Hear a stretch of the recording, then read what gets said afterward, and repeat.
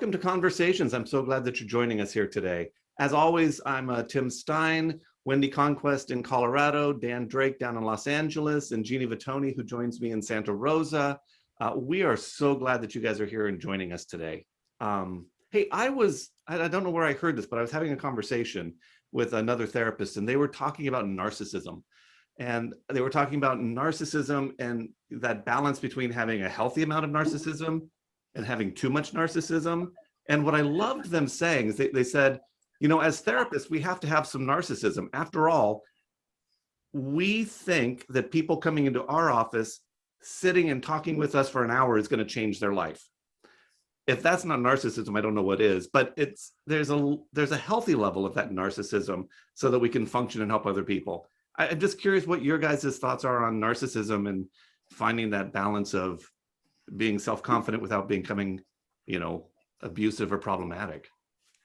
So Tim, are you asking this as therapists or just generally people? Because I get the question a lot is, how can you detect narcissism? What do I do if I'm in a relationship with a narcissist? So kind of just to clarify, I think if are you trying to have us validate your narcissism? Is that what's happening? Yeah, if you guys wouldn't mind telling me that my level of narcissism is perfectly normal, I would really appreciate that. That's what you want. Okay. I was going to take issue with healthy amount of narcissism. Like, I don't know if those two go together. I think there's a difference of self-confidence versus narcissism. How do you define the difference? Well, I was just thinking about that. It's like, I think to feel esteem oneself and feel strong in your skills, but then it's maybe believing that, I think the narcissism piece would be that I'm all knowing. I don't think that I'm all knowing. I don't think that my way is the best way. I think lots of people have strengths and opinions. So in a therapeutic context, I wouldn't say that it's narcissistic of me to think that I might have skills and a way of doing things that's helpful to others. I think that's more based on experience and knowledge and education rather than a healthy amount of narcissism. So Jeannie, are you saying sort of the difference between self-esteem, having good self-esteem, and then narcissism goes into a different realm? That kind of piece. I heard that you say the word confidence, and that's what. Yeah, confidence. Because I think this is my view, right? And I am not a narcissism expert. And I don't even know how we're getting on this today, Tim. So great job in putting the conversation topic in there.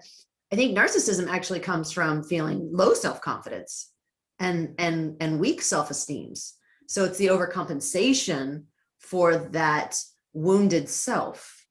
Whereas self-confidence comes from feeling strong about one's abilities or way in the world. So I think they have different origins.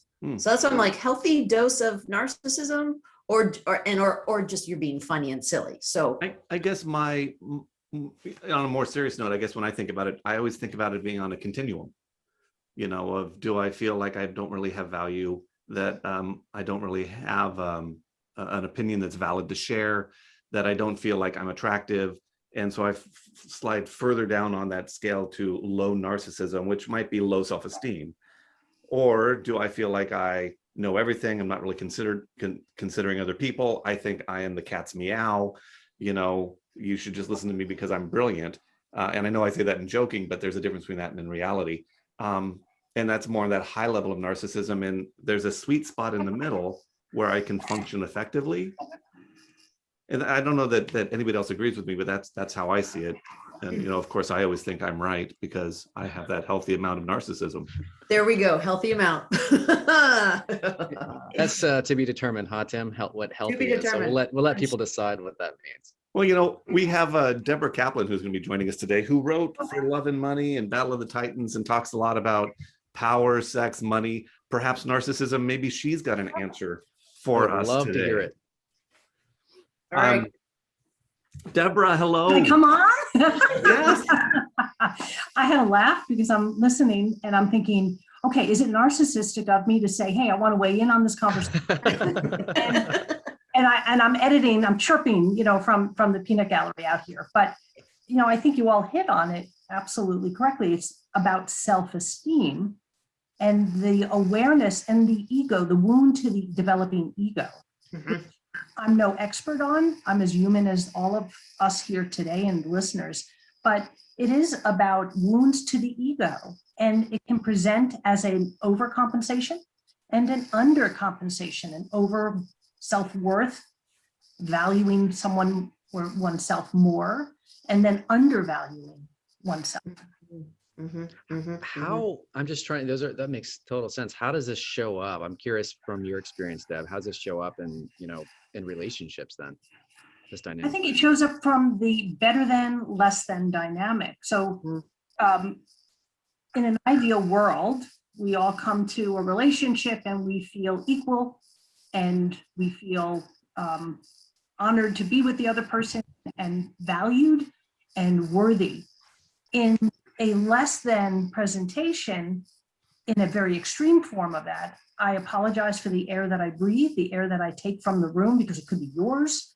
I apologize for maybe my whole existence, and that I do not value myself and dismiss myself with the other person if they are equally struggling to value themselves. You've got two very undeserving individuals.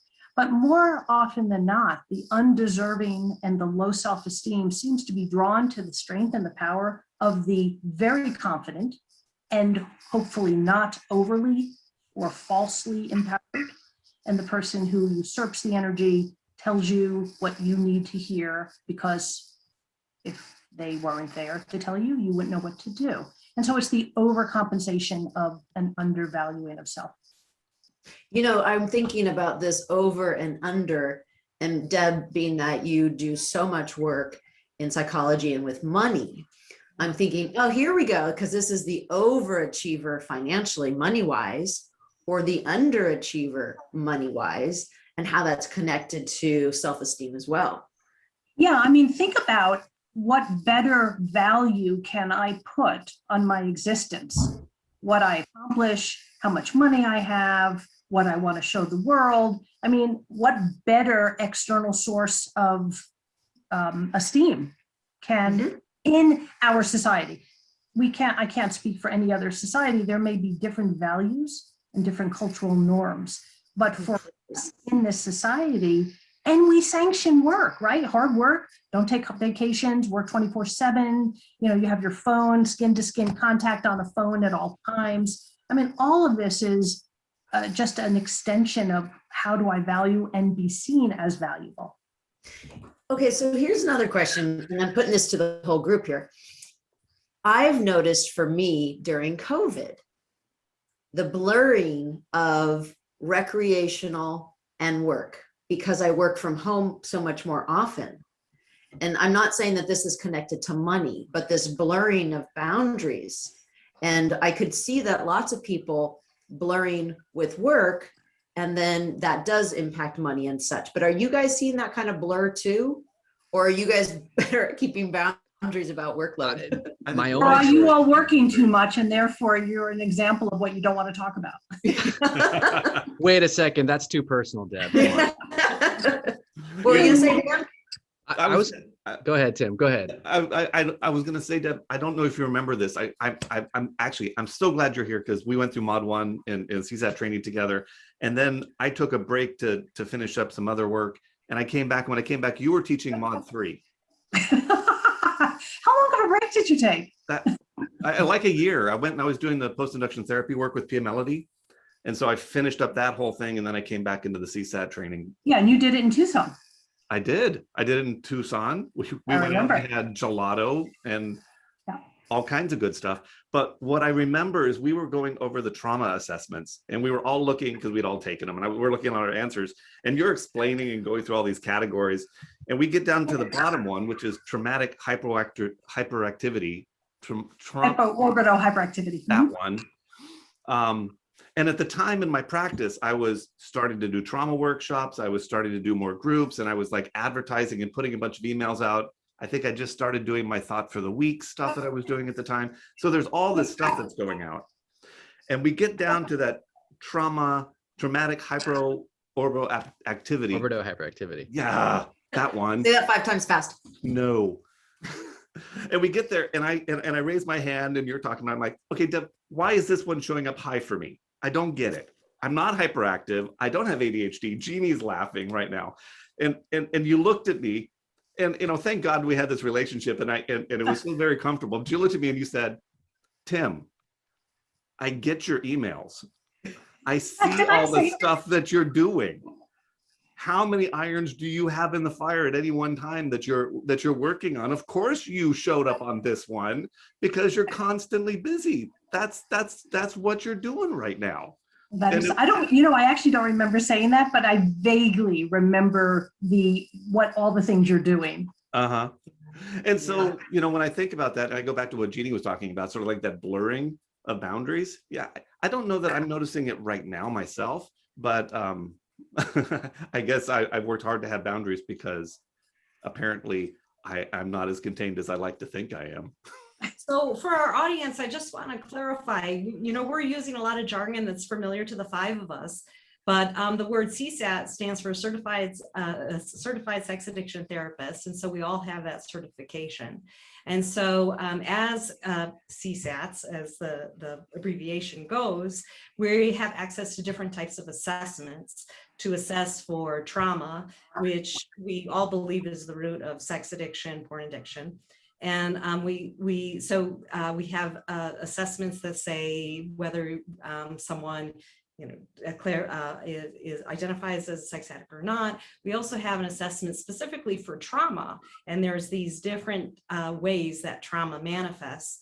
The one that Tim was referring to is a particular type of trauma manifestation. So just so that our listeners Thank you, Wendy. don't get lost. So helpful. No, Wendy. it's very important. Yep. Okay, I have my sex and money questions. Yeah. No, sorry, not sex and money and relationship question. Okay. Because as a preparation for someone coming in our show, we're always like thinking about what's going on for this topic of money in our population and in the public. And I really came back to, you hear this as a phrase. Lots of couples argue about sex, money, and kids. Why money? What is about money that is so sort of volatile? And certainly this is to Deb, but this is to all of us. Like, what is it about money that people get so worked up about? What are your thoughts? Can I start? I'm going to lead off. Yeah. So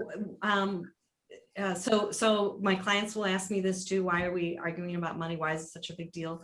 And so one of the thoughts that I've had is that if we have a hunter-gatherer brain and it's all about survival, in our society now, money equals food. Money equals shelter. It's the root chakra. It's basically, if you don't have money, you're not going to make it. It's And safety. It's safety. Safety. I think it goes a little. I think it's a little bit more broad. I always think about it as, what does money represent? Like I think about the guys I work with that are paying for sex, and when we get down to it, it's like, if I have money, then I have value. If I have money, then I'm successful. If I have money, then I'm good enough. And so I think a lot of the argument about money is about survival. Am I surviving? Do I have it's the currency to get food and all that stuff. But I think it also comes into that piece of, what does it mean about me if I have it or if I don't have it? What does it mean about me if because we also see the other side of that, of people having, compulsively not under earning, compulsively not gathering money, because if they have it, somehow they're going to feel like they're not okay because they're being selfish, or there's something. But it's like, what does it represent on that deeper level about that person? But then not only that person, but how does that intersect with your partner's experience with what money represents? And then how does this represent us as a couple? How much do couples communicate about this stuff? What money means to us as a couple, and kind of all our backgrounds with money. I mean, I think that's just so fraught with so much conflict, possibly. Mm-hmm. Yeah, I think it's a very it can become very reductive. You could reduce it down to its bare minimum of what it represents. But I think it really is important, as I say, from a phenomenological perspective. What's the meaning of it?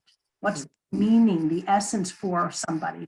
So, for example, you could have a couple where I do these intensives, let's say this particular heterosexual couple came in and he's the professional in the relationship. He's actually a medical doctor, and he does not know how to value inventory. So he's just buying and buying and buying. And the wife, whose money they are using from an inheritance, is the one who called me because she said that I keep throwing more money after more. There's just so much of it.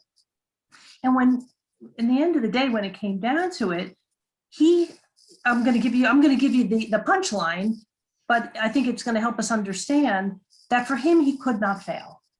In his family, he had to be successful and see himself as successful, whatever it took. So there really was no business plan. It was don't fail, and I must succeed. For her, she came at it from, this makes no sense. We're using this inheritance. I'm uncomfortable spending because I come from a family that spends less. We're much more prudent with how we spend. And so they were really at odds with each other until we really got down to what is the meaning of this? What is driving? What are the drivers underneath all of the behavior? What are the psychological, the emotional drivers of money and work? And that's where, to your question, Jeannie, a lot of couples argue about money. Mm-hmm.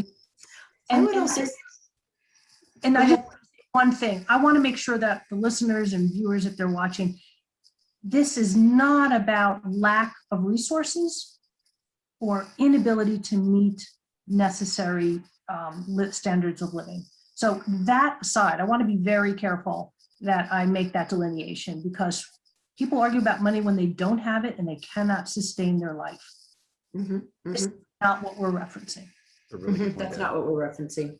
I'm also thinking that how often do kids grow up being taught about money, whether there's not enough, and so that scarcity, that fear of not having enough, or just it's not part of the conversation because there's such a separation between parent responsibilities and roles and child roles for some families. So there's no role modeling. Well, that we're taught about money, whether we talk about it or not, right? I mean, that right. We're taught, it can be verbal or what we see, but we all learn. I mean, I think my family didn't talk much about money, but I learned a whole lot about how they handle things and what I thought was the way you're supposed to handle things. And then I get in a relationship and, handle things differently. And how do we navigate that stuff? And you're totally hitting on something, Dan, because there's the purposeful teaching that can occur in some families. And then there's just what a kid picks up, but is modeled, and the modeled, and what the kid creates his own narrative about what he's seeing or experiencing. Certainly that's a learning. I was going more for an active teaching kind of focus, but you're right. Our society teaches us, the way our friends interact teach us, and the narratives we create as we're growing up would teach us. So I think that's another part that's in there about why people argue. Is educate with instruction, with intentionality around. Yes, right. Right. Figuring it out. I love what you said, Dan. Like I know about in my family, I'm sure that there was a financial plan that I wasn't privy to, but the way that I saw it was my parents had what they called the envelope method. So they had envelopes and they put cash in it for groceries, cash in it for gas, cash in it for other things. And so when I first moved out here to California, I had an envelope method to manage my small budget, which worked for a while, but eventually it wasn't working anymore. And as actually a part of my recovery was sort of looking at my finances, looking at what was going on and actually figuring out a financial system for myself and for my family that would work more effectively for us. But, I had picked up from my parents some financial information, but at some point it broke down because I don't think I had the full picture. Yeah, I learned a lot, and I wrote about it in the book. I learned a lot sitting in the back seat, observing to the front seat as to what went on with my parents. I mean, I learned a lot about money and how it's negotiated and who has the power in that way and who doesn't. And but I have to say, I was also very fortunate that my parents did in some ways teach us about money, although it was not a instructional sit down, let me tell you how it goes, but it was more of a very succinct modeling of how to pay bills and how to be responsible with money and how not to overspend. But So, very far and few in between. So Deb, how for our listeners and our viewers, how would somebody know if they have, what we would call a financial disorder? So can you explain what a financial disorder is, and then how does somebody go around seeing if they have one? It's a great question because it's quite a misnomer, like what's a disorder? And without pathologizing, any behavior can become problematic if it begins to result in negative consequences. And despite those negative consequences, someone persists in the behavior. So for example, overspending. People come in and they say, I have a debt. I have a problem with debt. I'm maxed out with debt. And when you look underneath the billfold, you find out they don't have a debt problem, they have a spending problem. So the problem really becomes an inability to put boundaries for spending.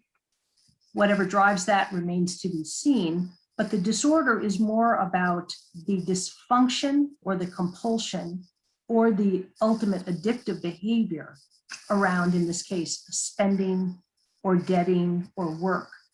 So process addictions or process behavioral addictions tend to be as part of a behavioral pattern versus using a substance. So spending, yes, we could say we're using money, but it's more seen in the vernacular as a process addiction and a disorder in that way. Can it go the other way too, Deb? Can it go to restriction? Absolutely. So not spending money and having a lot of money. I think of it maybe being akin to hoarding, but I have money, but I can't spend it. And that's the deprivation and scarcity. So the assessment that you referenced before, what's called the post-traumatic stress index revised, one of the domains is traumatic deprivation. And deprivation can show up in a restriction of food, in a sexual deprivation, as well as a deprivation around spending or lack thereof, a fear of spending money, inability or an unwillingness to get medical attention, or to spend on oneself, to deny or deprive oneself from anything that's positive, nurturing, feeding. So you can see where it can blur into other areas of behavior. Yeah, and oftentimes that can be a compensation in a relationship for the person who spends too much. So the other partner goes, okay, well, I'm going to compensate and I'm not going to spend anything. And maybe if I model this behavior, my partner will understand not to spend. But, intuitively it doesn't work like that. Sounds like a recipe for resentment. So I love what you were talking about with the emotional stuff. And what comes to mind is in your book, you talked about eroticized spending or eroticized money, and I'm very familiar with that on the sex addiction side with eroticized anger or eroticized rage. And monetized rage. And it was really fascinating Monetized to hear you talk about monetized rage and how that emotional connection gets attached to the money and how it plays out in the relationship. Can you talk a little bit more about that and how you see that showing up? Yeah, it's first of all a fascinating dynamic, and where the term that I coined, and I'm going to share the coinage with the person with whom I was talking at the time that the conversation began. I was lecturing with Dr. Carnes. We had been in Pennsylvania, we were together traveling, and we started talking about how money becomes erotic. And I was sharing about my time on Wall Street and trading and the personalities involved with that. And the words that came out of our mouths at the exact same time was, oh my God, monetized rage. It's the fusing of shame and money and control with power and exploitation at its worst.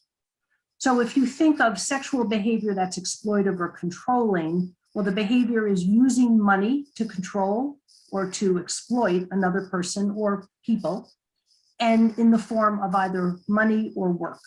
And it's monetized rage. Very subtle, it could be covert, it could be overt. And I have found often in couples that the interplay between sexual and financial control ends up being the dynamic that is hard to tease apart as to, what's happening in this dynamic. Is it sexual? Is it financial? It's kind of both. And not until couples come into the office or there's someone who introduces a perspective from the outside might one or both of the partners in the relationship recognize the dynamic for what it is, which is controlling and potentially abusive. Yeah. I'm thinking. I mean, I'm sure you guys see it in your offices. Definitely. I'm sure I've seen it in my office. I've just never had it labeled and sort of highlighted in that way. And it was really powerful. Dan, you had a thought there. Yeah, I was just thinking, I mean, whether this is on a spectrum. So I love that you address the issues of power in your book. I think that's so important to address because we all, power is a healthy thing for us to have, yet it can completely go awry and exploit others. So I'm just wondering if there's a spectrum of this, not that, I mean, you're saying when it's monetized rage, it's to the point where I'm hostile, I'm aggressive with this, the exploitation of another human being or my partner or others. It's that point. There's not like a light version of it, There's a subtle version, but makes it no less impactful or exploitive, but it can be covert and subtle. Would that be, you talk about the 3 dark traits, would that be more Machiavellianism, like it's more subtle or manipulative? Yes and no. I think it could happen in everyday relationships that don't involve excessive characterological impairment. For example, you could have a partnership wherein, and it can be same sex or other, it does not matter. This is not gender specific, it's gender fluid. But when you have 2 people who are coming together and for whatever reason underlying the dynamic between them, that maybe money is controlled, the access to money is controlled, or controlled with a caveat. It's a quid pro quo. You'll get this if you do this. If I receive or this happens, then I will give you X. I've heard it put in the frame of allowance, that a partner is put on an allowance. And while there is nothing wrong with that between whatever agreements couples come up with, where that argument falls down is when there is a need to establish an achievement or a goal to be attained before the money is relinquished. So if I have sex with my partner X amount of nights a week, if I'm sexual in a certain way and my partner approves, then I get the allowance, or I get paid, or I'm allowed to do X, Y, or Z.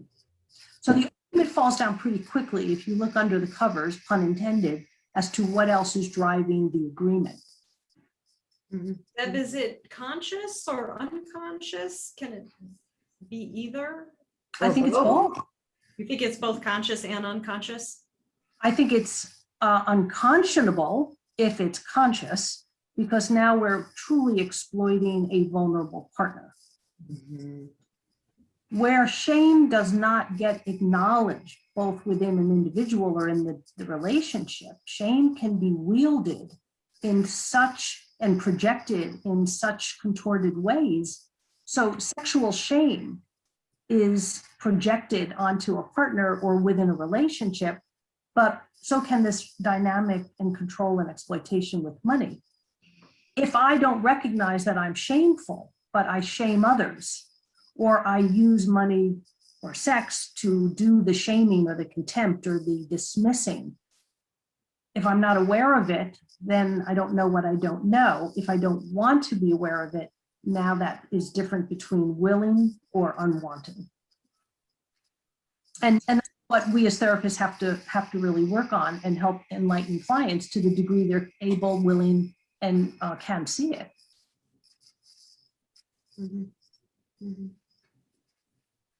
I have 2 different questions that are going in my brain.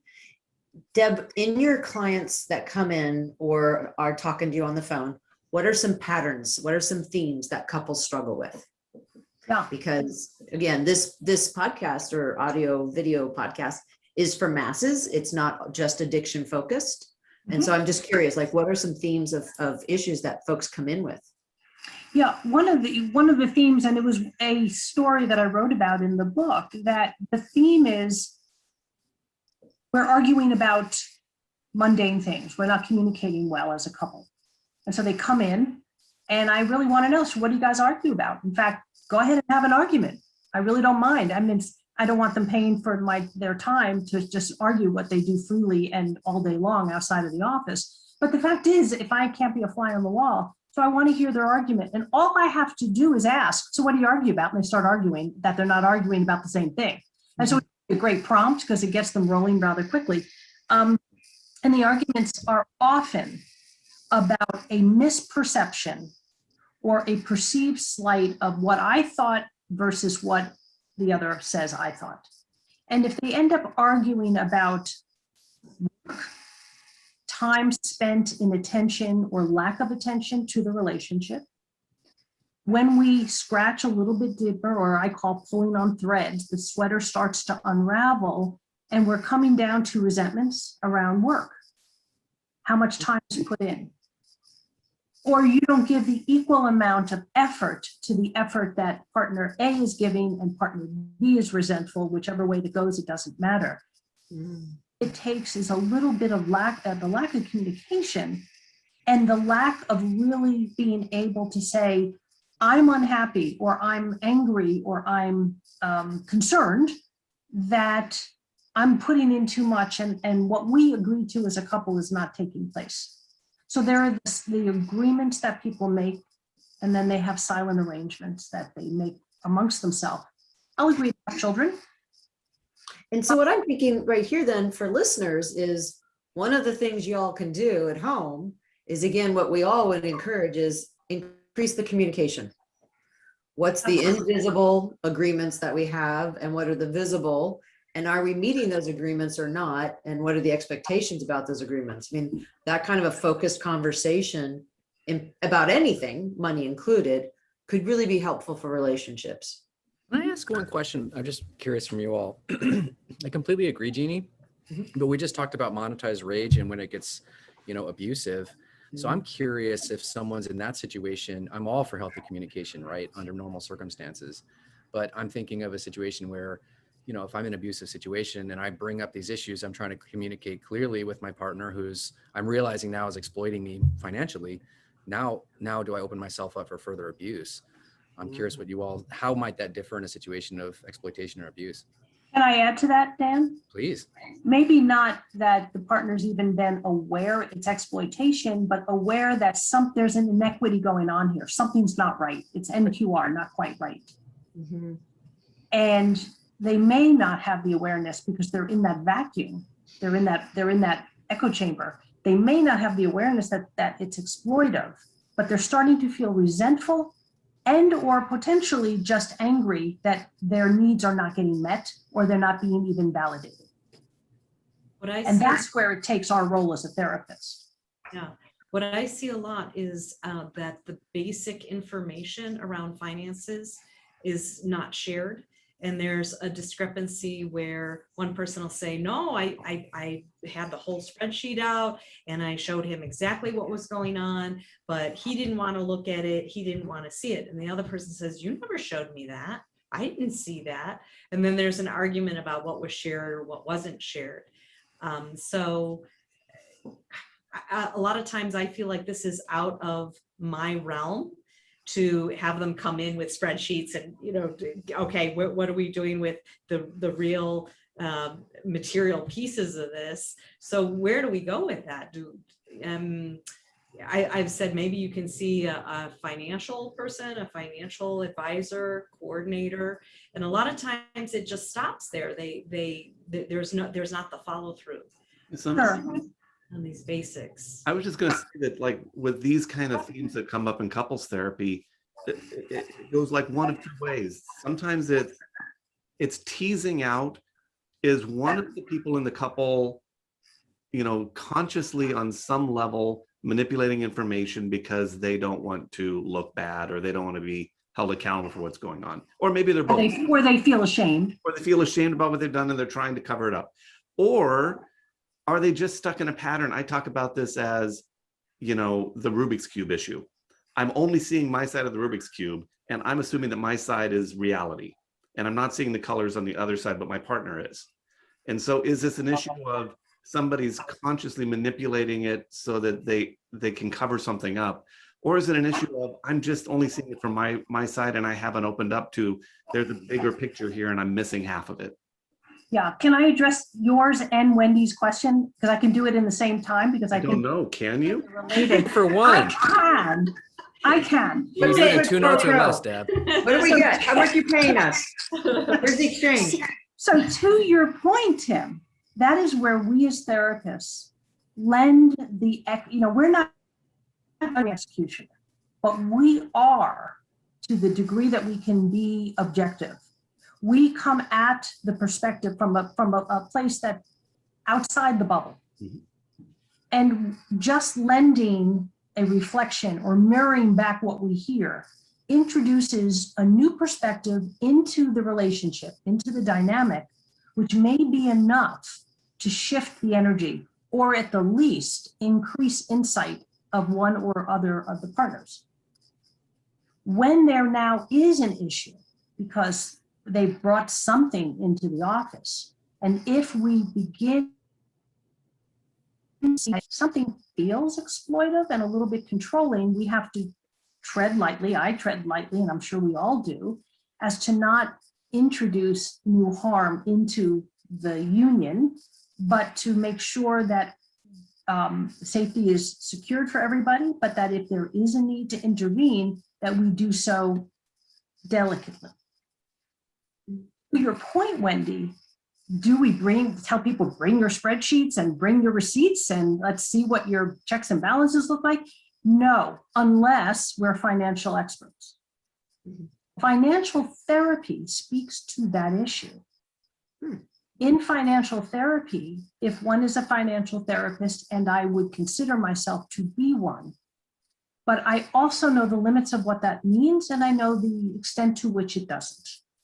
I do not work with people's finances. So couples have come in one particular case I'm thinking about, they came in to talk about sex. We spent the better part of a year not talking about sex and addressing why we're not talking about sex. Mm-hmm.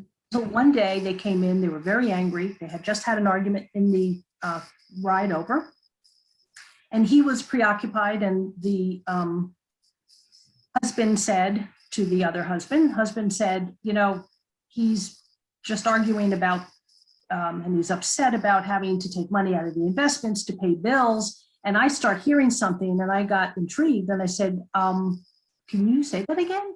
And he said, yeah. He's paying our bills with investment money. And husband number 2 said, I don't understand it. Husband number 1 goes, yeah, Deb, you wouldn't understand.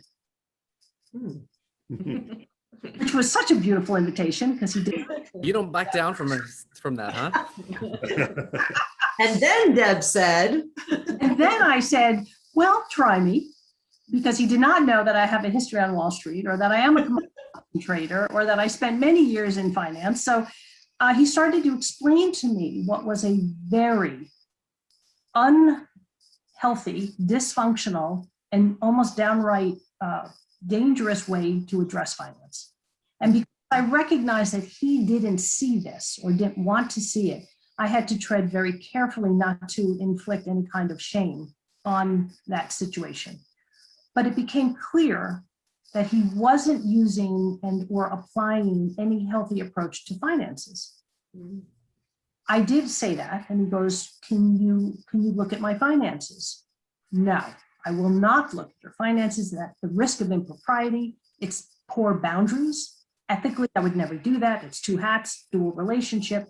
But I can refer you to several good professionals who can help you work through that. And that's what we do as therapists. We refer out to the appropriate professionals who can help make up the team of support that the coupleship may need. Mm-hmm. Mm-hmm. Mm-hmm. We work with the emotional, and we find a professional to work with the financial. That was beautiful. That's why you were teaching the classes a year out from the training. Did I stitch that well together? Well, you did. That's a 10. That's a 10. Dan, I want to come back to you because what your question hasn't really, I think, been explored, but what does one do? And do we encourage them to have that kind of communication when one person is sort of being, I don't want to say victimized, that sounds too big of a word, but exploited or purposely not involved in the decision making and such. And so, you know, with the partner experience we have in our world of, you know, wait a second, I'm not going to encourage someone to try to communicate honestly, vulnerably in a gaslighting situation, Right. which is the purposeful distortion of reality.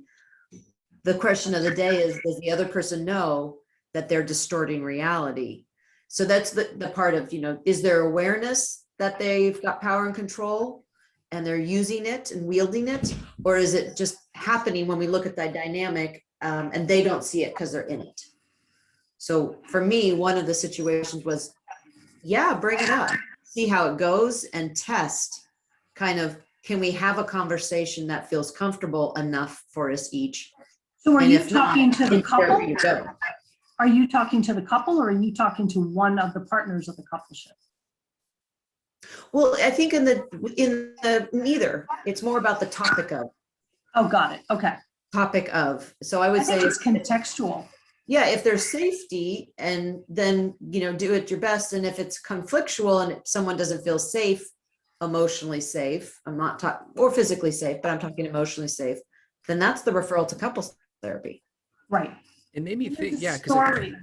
Oh, go ahead, Dan. I was just thinking that the you know, you talk about financial, like if it's to that point, you see these things happening not just in isolation, right? So if you have financial abuse going on, most likely there's emotional abuse. I mean, I liked how you said that sometimes, Deb, that somehow interplay between sex and money, where's the line between those, kind of the exploitation there? You're going to see crossover, I would assume. Is that what you're saying, Jeannie, that you'll see, like, you bring this conversation up, you're going to get some kind of something that's not going to be a warm, welcoming conversation right back. It might be emotional abuse or defensiveness or gaslighting or something that might come back at you if you're opening a door, and that'll give you an indication that there's more to the story. Is that what you're saying, Jeannie? Yeah, and that's time to go to the referral, because if it doesn't feel emotionally safe to have that conversation, I don't want to encourage someone to have that vulnerability. If they don't feel safe to have that vulnerability, they might need an extra person there to help sort of balance and mediate between the individuals. You know, in the worst case, we're talking about domestic violence. In the worst cases, we're talking about some level of domestic violence anyway, but the word violence conjures up these, you know, physical violence. I'm thinking of a woman who came in many years ago. She came in because she was concerned about the marriage. She wasn't happy. It was a second marriage for both of them. Sexually, she felt he was controlling, her husband was controlling. And when I began to ask, were there other examples or aspects of the marriage in which she felt that she was controlled? And she said, yes, but not much. So put it out there and then clawed it back. And I said, well, in what ways then would there be?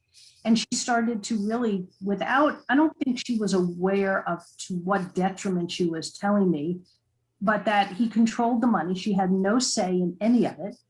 He would only allow her some access to the accounts. Now, she was working and she made a very nice income. So she was not without some financial resources. But once those monies came into the relationship, he took them over. And there was very little room that she was willing to give herself to listen to anything I had to say that could ask her to look at this differently. I wasn't telling her do this or do that. I just asked her to consider looking at the situation from another perspective. And you'd say, well, why would she resist? She came in for help. She didn't come in for help with that. She came for help with the sexual dissatisfaction. The sexual dissatisfaction was very much tied up in the financial dissatisfaction. Which is exactly your point, Dan, of, you know, scratch a little bit at one and you might find another, you know, power and control maneuvering or mechanisms. You know, They're bedfellows. They really are. one of the things that's coming up for me as I'm thinking about this is the other side. And so, like, we were talking about finances and what we learned and what we do. And like, I know in recovery, while I had to figure out finances and relationships and relationship with sex and all that kind of stuff, that I live my life in a very different way. And so I'm a very different role model for my kids. I'm a very different role model for my friends. My wife and I, our relationship has a very different dynamic to it. I have conversations with my kids imperfectly, but attempting to have conversations with them about finances, relationships, and those kind of things. And so I think it's important as we're having this conversation about how deep this can go and how dark and painful this can be. I think there's the other side, which is, but when you have walked through that tunnel and you come out the other side, there is another side, and your life does change. And not just your life, but the lives of the people around you can be significantly influenced in a very positive way because of your own work, whether that's recovery or healing or however you label it. Well, isn't that the basic tenets of, AA? In recovery, financial insecurity will leave us. I mean, life will be restored. We will begin to live in the promises and not in the characteristics.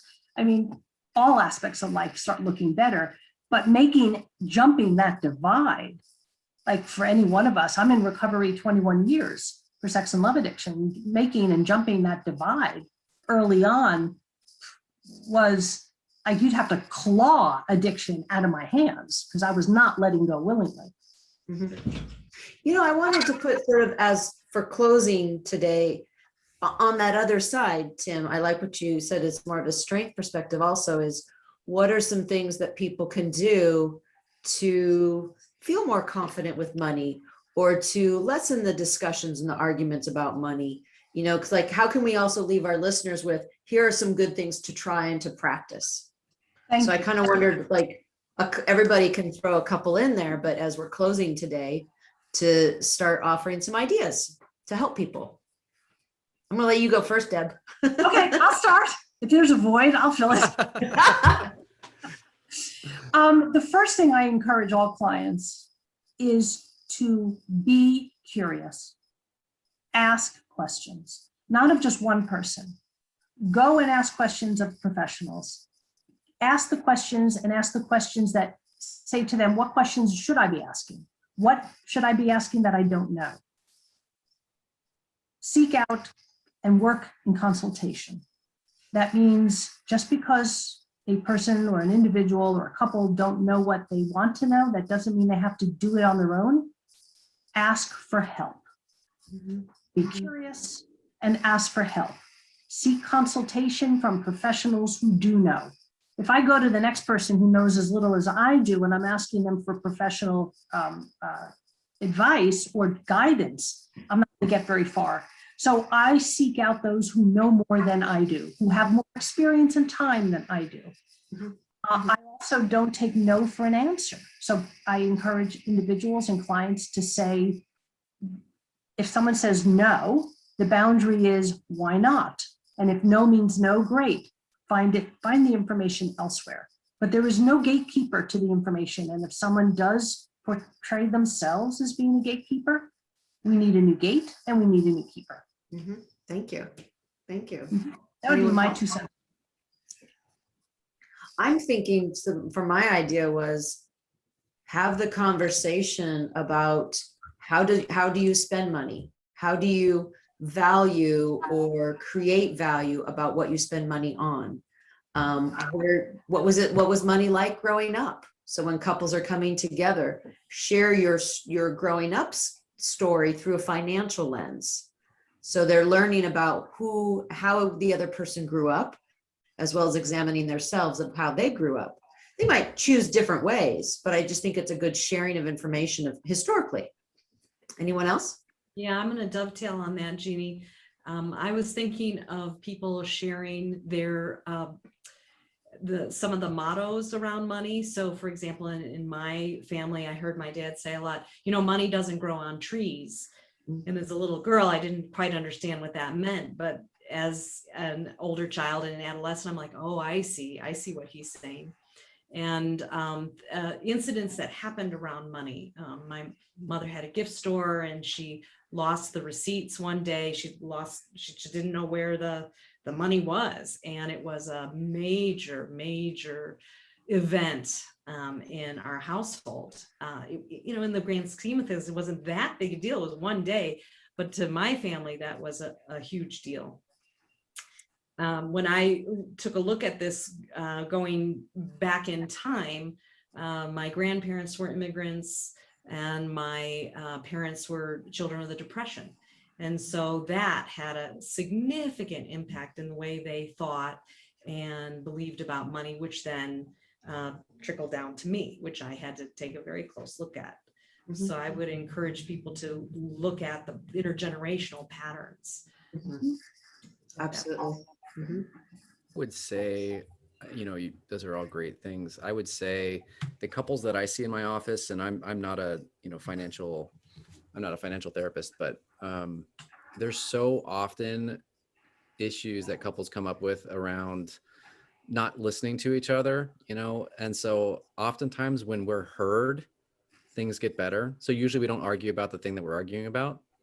Kind of like what you said earlier, Deb. I just think for couples, if we spend more time slowing down, really trying to hear what the other person's saying without making assumptions of what we think the other person's thinking or saying, that goes so far. So listen more than you speak. And really, especially because money can be so loaded from all the reasons we just talked about. It means so much, and some things we're not even aware about. And knowing these intergenerational patterns can be helpful to let us know what our own assumptions are, but listen more than you speak. Wow, I have to follow that because Dan, you're always so kind and from the heart. I'm going to say, because I have a healthy level of narcissism, I'm going to look at this through my own sort of personal lens. And the things that are coming to mind for me, first one is patience. And I'm sure it'll surprise none of you that patience is not my strong suit. My wife, when we were dating, had a nickname for me. She called me Mr. Instant Gratification. And one of the things that I really had to learn in recovery, and I think that this is true in all of this work, is be patient. If you're looking at the power dynamics of a relationship, if you're looking at money, if you're looking at sex, it isn't going to change in a month, no matter how much we want it to. This is going to be stuff that you put in place bit by bit, and just be patient. And it's eventually going to shift, but it's not going to be an overnight fix. And then the other piece, I was really resonating, Deb, when we were talking about consultation. And for me, I think there's a huge piece about, am I willing to be transparent to, not without boundaries, but am I willing to share with other people that I trust, hey, here's what's going on with me with finances. Here's what's going on in our relationship with this dynamic. Hey, here's what's going on in sort of our sex life without going into the details, but being open to other people's perspective and guidance. Because, I know that very rarely have I effectively found my way out of my own mess. I need other people to guide me in that. Yep. Thank you. As a last closing, what I tell my clients when they come in to work on issues around money, or money is an issue, but it's not the presenting issue, I ask them if they want to be curious about what the meaning is or the significance of the struggle for your partner. When someone doubles down on and digs their heels in, you got to know that there's a lot of intensity because there's some significance for them. And so instead of trying to solve the dilemma or the argument, it's, can you slow down long enough to understand what is driving that and what's the significance for your partner so that you understand each other? Yeah. Then you're working collaboratively, but you need a professional such as ourselves to help them guide through that. Mm-hmm, mm-hmm. And speaking of a professional such as yourself, we'll have your information on the written section of the podcast, but I would love to have you introduce other resources, how people can find you, and Thank you. There you go. You can find me. You can find me on. Okay, I don't have an Insta. Oh, you have my books up. That's why you said that. Thank you. Yeah, 2 of those. 2 out of the 3. The third one is about the history of sex addiction, but I don't think that's relevant to this conversation. I don't have an Instagram account, but you can find me at debrakaplancounseling.com. You can find me online. You can find me in the books. You can find me on podcasts and media interviews.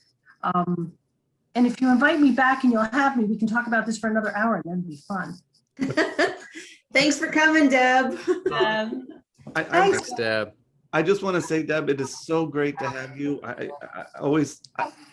You hold a special part in my heart because of all the time we've had. We don't get to talk nearly as often, and having you join us in this conversation has been so fun. Thank you so much for making the time to join us. All of you guys. Thank you, You're Deb. the best. I'm so glad that Deborah joined us. That was so much fun. I so appreciated it, and I loved having her there. Anything you guys want to throw in here at the end as we're wrapping up? Well, I wanted to congratulate Jeannie on becoming president of ABSATS. And I wanted to ask her to just give a brief description of what ABSATS is. And I would really like the four of us to do a podcast on partners of sex addicts and betrayal trauma. Yeah. So Jeannie, can you give a little snippet on that? Thanks so much, Wendy. That's very thoughtful of you. Yes, I am part of an organization called Association of Partners of Sex Addict Trauma Specialists. And Tim and Dan are also on board of directors.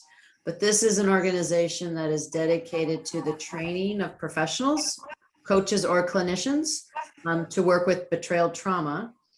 And we're also hoping to provide a lot more resources to actually the partner community on our website in coming months. So we hope to make that change.